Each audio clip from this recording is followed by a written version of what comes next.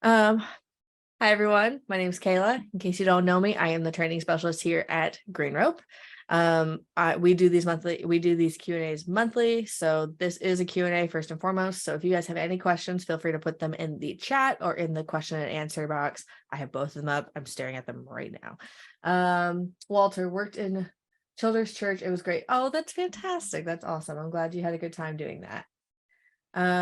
Awesome. Okay, cool. Well, today we have some fun and exciting new things that I want to go over and show you guys. First being AI. We have an integration with OpenAI. It is still in beta, so if you guys find anything weird, please let us know.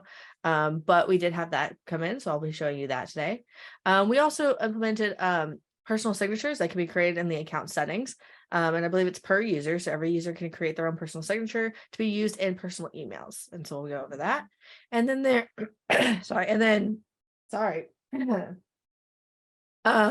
we also updated some more store stuff in the website area. So you can add the custom CSS and there's some other stuff. So we're going to start with that today. So the first thing I want to go over is the OpenAI stuff. So, excuse me. Wow. As soon as I had started talking. So this is my personal contact record. And so now when you go in, you can go into the account settings and you can integrate with OpenAI. So I'm going to show you where to do that. You go to settings, account, and then you can go to integrations. And then down here, you will see OpenAI. So this help bubble tells you currently what everything can be done with the AI. But the two main things that you can do with the AI right now is user fields, is the note user field. And you can use it with emails. So the first thing I'm going to show you is the user field. So in this note section, you'll see this AI button. If I run this, what will happen is this notes field will basically give a little snippet about me and put it in the notes field. This snippet will be based on the data that's currently collected about me, and it will be based on the user fields that have been toggled as use with OpenAI. And so what I mean by toggle is if you go to context user fields, go to any of your user fields now, you can see this toggle here. Toggling this on means that the OpenAI will look at this when you use it in the notes field, and it will look at this field and give you that information. So personally, my test account that I'm showing you right now is based on D&D.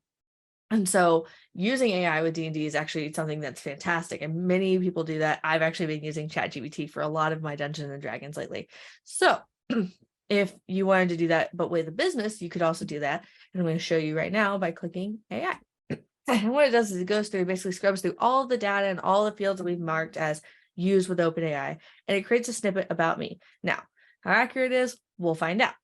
But a good thing to use with this, if you find that you don't have a lot of fields filled out and stuff, is this research contact. If I click on this, it will go through and look at my email address and research me based on my email address. So you can use that. Now, the only caveat we give it that is the accuracy of that data is based on the accuracy put into that email address. So there you go. So as you see, the OpenAI has said, Kayla is a training manager. She is very interested in Green Rope's products and services. She has visited the website X amount of times. She is engaged in a wide range of interactions with the company. And it goes based on my activities. Kayla is detail-oriented and motivated individual with a keen eye for detail. Well, I don't know who put that, but thank you very much. She's a natural problem solver, quickly understanding complex concepts and finding solutions. I would say so. I think the AI's got me, guys. Got me pinned to a T. So now you can do that with your notes.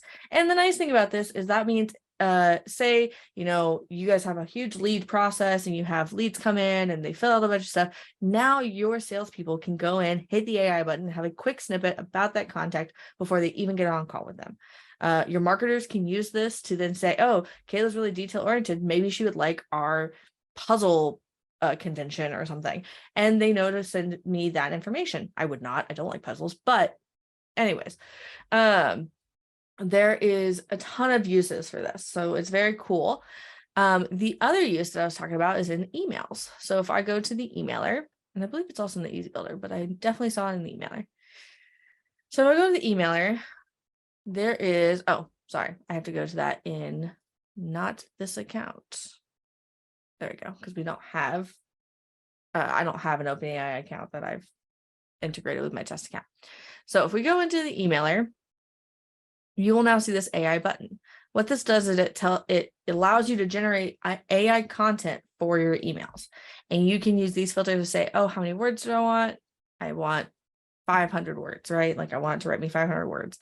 Now, something to note about this is ChatGPT subscriptions are based on tokens, and the tokens are based on, I think, how many words it produces. It's something kind of odd like that. So you could, if you do 500 words and you do 6 emails in a day, you could easily run out of tokens. So be aware of your tokens, be aware of your subscription limit and stuff like that. But other than that, you can go and I want to write 20 words at a a 9th grade reading level. That's kind of high. At a 7th grade reading level, and I want it to be pretty creative, right? I want it to be really creative, and I want it to write about whales. Can I spell whales? Yeah. In the ocean with let's just say write about whales in the ocean, right? Preview. It's only gonna write me 20 words, so let's see what it says. I'm really interested in what it's gonna say about whales in the ocean. Whales. Thank you. I can't spell. My everything said put an H, and I said no, that's incorrect. So we'll see what it comes up with. And it gives me 3 options here. So whales adorn our blue, briny, deep retreat that invites humans. See, and it's not, I didn't give it a lot to go off of, so it just literally came up with gibberish. I could make it more straightforward and say, hey, I want it to be about whales in the ocean. Stop making up nonsense, right? And it would do that as well. So again, this is a beta, so you might find some wonky stuff. If you guys are using this and you find something weird, please reach out to us in support so that way we can let our developers know, so we can get this get that straightened out and implemented. So, like this first one. So whales are majestic creatures that inhabit the ocean. They are very large sea mammals with long, slender bodies and powerful flippers. So you see, the more straightforward it is, the more straightforward it is. So you guys can do that. So if you guys are trying to come up with content, especially as marketers, trying to come up with content for like a blog or anything, you can use the AI here in the emails, and you can also use it in, I believe, in the blog section.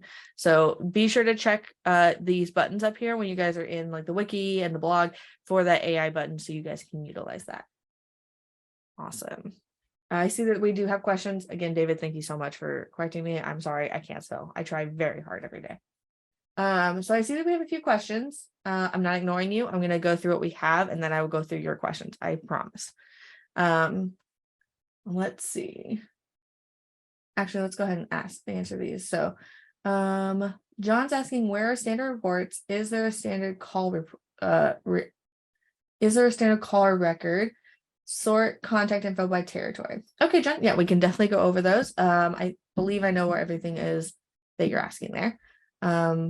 Just not related to this, but Robert is asking related to this. Is this automatically added to our account, or does this need some updates or something? So Robert, this is an integration with OpenAI. So OpenAI is an AI software that you have to integrate to our system. So if you go to settings, if you go to OpenAI and get a subscription with them, you can then come into the settings here, integrate that subscription with us, and then you can use the AI features that I've shown you. So hopefully that helps. Awesome. Okay, John, I will get back to you on that. The next thing we're going to go over is, where is it? There it is personal signatures. Right. So since we're in the account settings, we're going to go to contact info, we're going to go to settings and scroll down. Now there is the option to create a personal signature, and this is an option for all users. So you can specify your personal signature as well as the users can, as far as I've been told. So as you can see, I've made a little test signature. And what happens now is when I go into contacts and I go to send a personal email, that signature will already be in the email for me. So that's why it's called a personal signature. It's specifically for personal emails. And there you go. So then now you always have a personal signature ready to go when you go to send a personal email. And then the last thing I wanted to cover was the store options. So in the website store, I gotta go to website, and then I gotta go to store. Okay. I gotta go to page that has a website. There we go.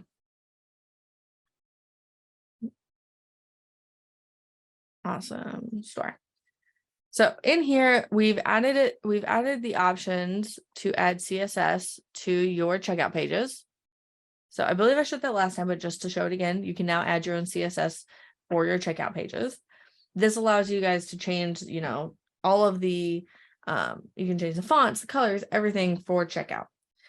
Now the other things that we've added are the categories. You now see this button to organize categories. So these are all my categories of items that I have. There you go. So these are my items, and these are all the categories that those items fall under. I can now organize them to be in like a tree structure. And what that looks like is if I put the cool stuff in the webinars and I hit save, and then I open my public website, you'll now see that those categories are, there's going to be, here, I'll show you. So the categories are now treed. So there's tuition, webinars, and within webinars, there's cool stuff here, right?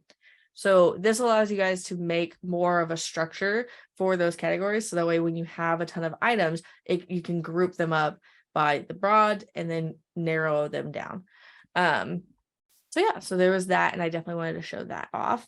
The other thing now is if you go in to create a new item, you can now create a new item based off of an old one. So basically you can copy an item. So if I wanted to copy my 10 by 10 item, I could do that. And then everything from my 10 by 10 gets copied over into my new item that I'm creating.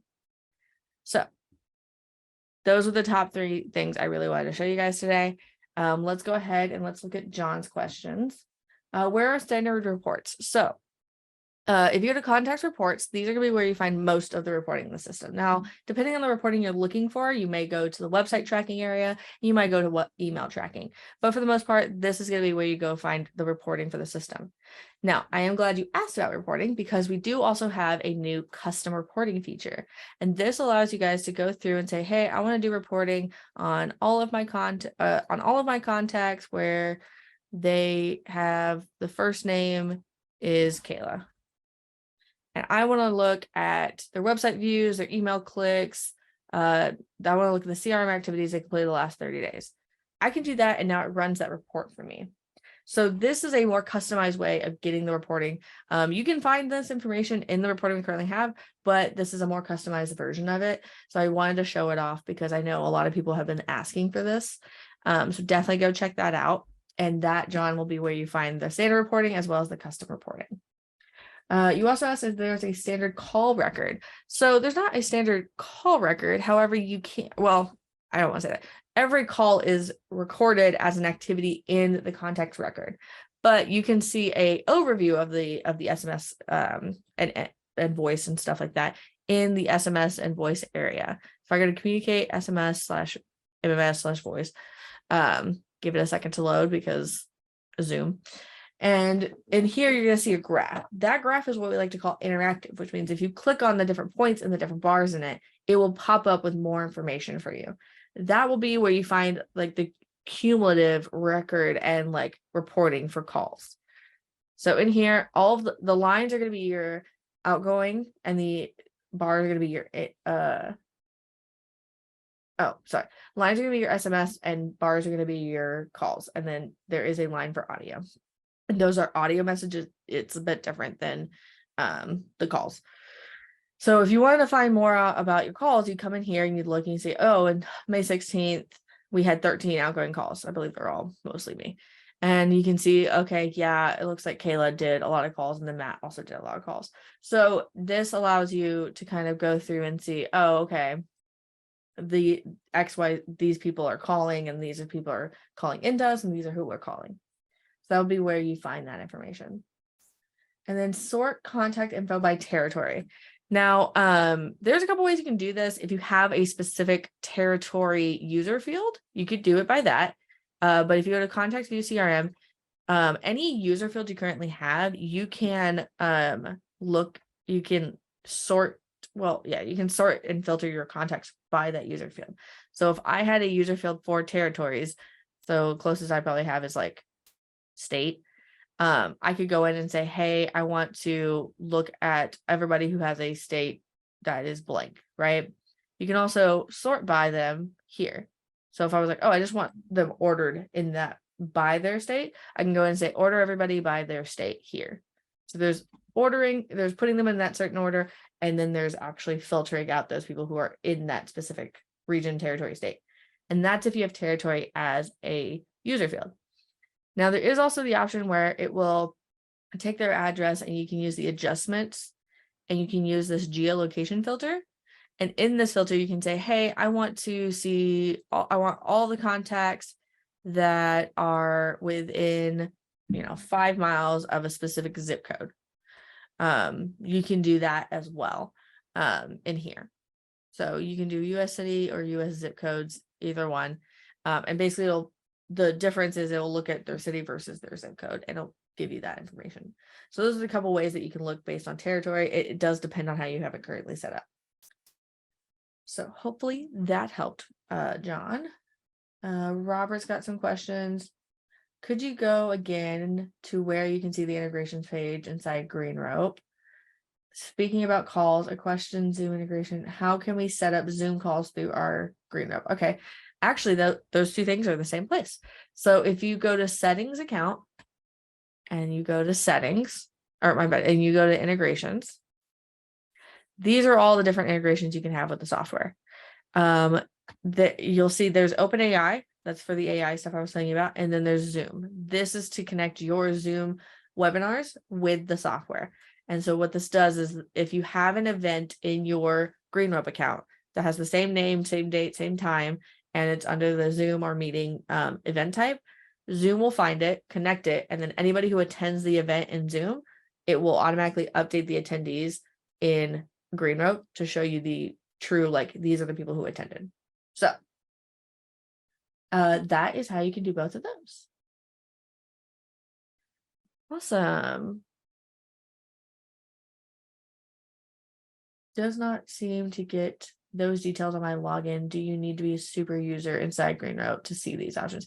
Yes, you do have to be the account owner. Only the account owner can see the integrations. So only the account owner can set those up.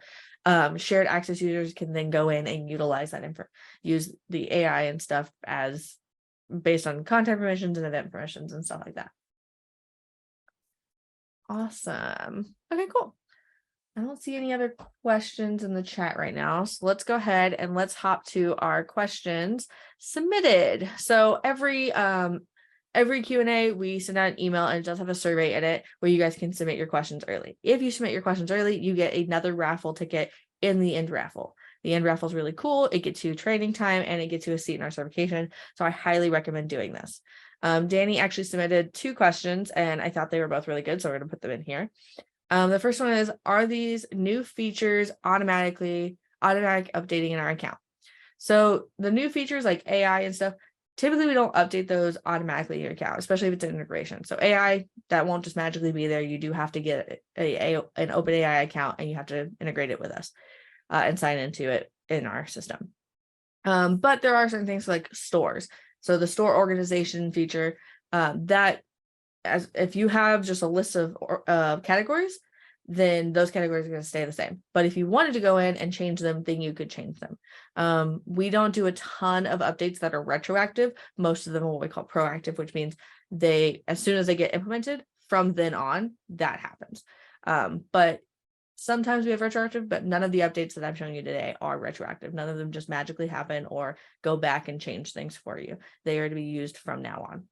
So hopefully that makes sense. And then he also asked, I would like to know if you can work through how a signed document works or how to set up an e-sign form. Like if I had to upload an e-doc, how to convert it using your guys' system. So there isn't necessarily a way to convert like a form. So if you have So if you have, say you have a PDF is like a signable PDF, right? You can upload that PDF and send it through the software, no problem. But that won't be e-signed through us. That would be e-signed through the PDF that you created. With that being said, you can create e-signable documents in the system. Sorry, it does this every time. You can create e-signable documents in the system by creating documents. And you do that in the contact record. So say I wanted to, let's see. I'm going to go to the one that has more context. So say that I wanted to send Kimberly an e-signable document, right? I would go into their activities and I would go to add document. Then I would pick, I could have document templates that I made in the media library. I'm going to start with a blank one, load the template, right? So this is just a blank screen right now. I can then go through, make the document. So if you have a PDF and you want it to be an async document in our system, you would basically take the content from there and remake it in here. Then you would, in order to make it signable, you would put these signature placeholders, and you could have, it can be the initials of the sender or the recipient as well as their full signature. Once I put those in, I can, oh, I'm sorry, I always forget I have to wait to actually get the placement. There we go. And then I can place that signature placeholder there. And so what this is when it sends out, that area right there will ask for them to sign. So then I can save this document and save it as webinar and save the document, right? So now the document's saved, right? Then we can send the document. So we can send it for review. So if you want them to look over it before signing, you send it for review. Once they've looked over it, then you send it for signature. Something to note about this is if you send it for signature, they won't be able to review it after that. Like when they get that email and they go to look at it, it will automatically ask for their signature. If they want to review it, you need to be sending it to them for review. So that's the way you can send the proposal, they can review it, you can make any changes, and then you can send it for signature. That is currently how it's set up. If you want to, you can always save these, save the document as a PDF and send that to them separately. So say you don't want to send it to review, you just want them to be able to sign it, but you also want them to be searching, be able to look at it. You can save it as a PDF and then put that link in the PDF here and then send it for signature. So there's a couple ways around it and a couple ways to utilize it. If you want to look and see what documents are currently like open or active, if you go to media library documents, this shows you all of the documents in the system and where they are, have they been updated, reviewed, did they read it, did they sign it, stuff like that.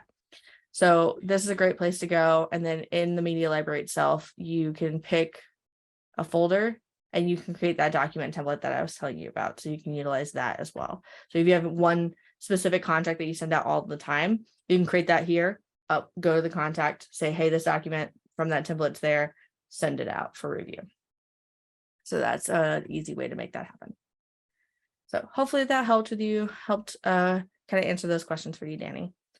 Robert's got another question. Modern Postcard. Our lead finder through Modern Postcard is not integrated with the CRM. We need to have our lead integrate with GreenUp seamlessly so no leads are lost. Is this the same process as integrating Zoom or the other app? So the Modern Postcard lead finder with us, you actually go to website lead finder, and this is where you can this has the information for doing your lead finder through us. So this is, I believe, the B2C. Yes, I want to say no. Hold on. Yes, so this is where you go to set up all the lead finder stuff. So Modern Postcard and us work together to put the lead finder together, to build it out. So once you set up your lead finder through us, then you can integrate your Modern Postcard lead finder. So you click here to sign up for the program. You do have to have the website being tracked through the software, and then you can have, it will give you basically another piece of code to put onto your web page, and then from there we can do you can use our lead finder, and then you can integrate the Modern Postcard one. So hopefully that makes sense. Awesome. All right. Now I know I talk really fast, so if anybody has any questions, feel free, ask them in the question and answer, put them in the chat. Sorry, I have a lot of stuff in my brain and sometimes I talk really fast. So but hopefully all that information helped you guys use the software more and see the cool stuff that we are continually adding and upgrading in the system. So I'm going to go ahead and give you guys a second and see if anybody has any other questions.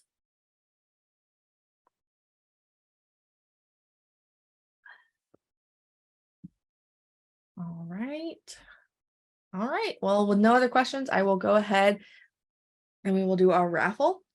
So our raffle, so as I said, if you use the survey to submit a question early, you will get a second ticket or second entry into the raffle. If you win the raffle, you will get a one-on-one training session, so an extra hour in training, and you will get a seat in the certification program. So if you have someone onboarding into the system, that could be a really great resource to have them go through and learn the software. So yeah, so if nobody has any questions, I will go ahead and we will spin the wheel.